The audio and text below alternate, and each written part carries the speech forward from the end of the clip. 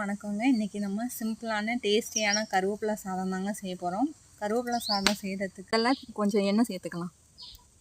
இப்போ கருவேப்பிலை சாதத்துக்கு தேவையான மசாலாலாம் நம்ம வறுத்து எடுத்துக்கலாம். முதல்ல ஒரு ஸ்பூன் கடலைப்பருப்பு சேர்த்துக்கலாம். உளுந்தம்பருப்பு, ஒரு கைப்பிடி வேர்க்கடலை, 1/4 ஸ்பூன் ஜீரகம், 1/4 ஸ்பூன் மிளகு, கொஞ்சம் வெந்தயம், காரத்துக்கு ஏற்ற மாதிரி வரமிளகாய், ஒரு துண்டு புளி.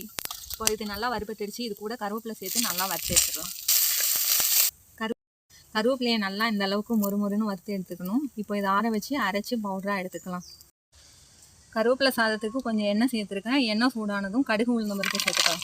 இது கூட கடலைப்பருப்பு சேர்த்துக்கலாம், வேர்க்கடலை சேர்த்துக்கலாம், ஒரு வரமிளகா, ஒரு கொத்து கருவேப்பிலை, பெருங்காயத்தூள், கொஞ்சமாக மஞ்சள்தூள் சேர்த்துக்கலாம். தாளிப்பு ரெடி ஆகிடுச்சு. இது கூட சாதம் சேர்த்துக்கலாம். நான் சாதம் வடித்து ஆற வச்சு வச்சுருக்கேன். அதை அந்த தாளிப்பு கூட சேர்த்து கலரிக்கலாம்.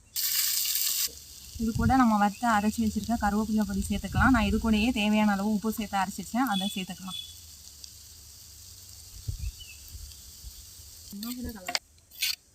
அவ்வளோதாங்க, சுவையான கருவேப்பிலை சாதம் ரெடி ஆகிடுச்சிங்க. இது முடி வளர்ச்சிக்கு ரொம்ப சூப்பரானதுங்க.